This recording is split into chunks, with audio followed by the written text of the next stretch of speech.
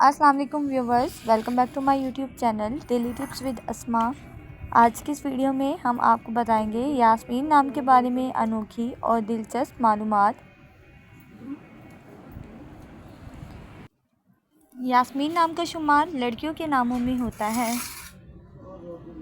यास्मीन एक इस्लामी नाम है।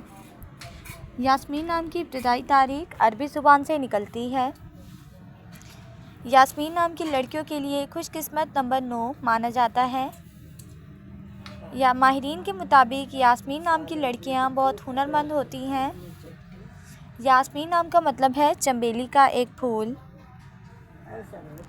यास्मीन नाम की लड़कियों के लिए खुशकिस्मत दिनों में इतवार और मंगल का दिन शामिल है।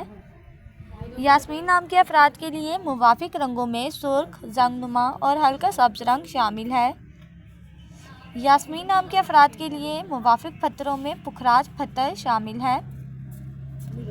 खुशकिस्मती वाली धातों में हिंसों के हिसाब से लोहा शामिल है। फ्रेंड्स, अगर आप अपने नाम का मतलब जानना चाहते हैं तो कमेंट बॉक्स में अपना नाम लिखें। इंशाल्लाह हम आपके नाम की वीडियो ज़रूर बनाएंगे। Thanks for watching. अल्लाह हाफिज़। मम्मा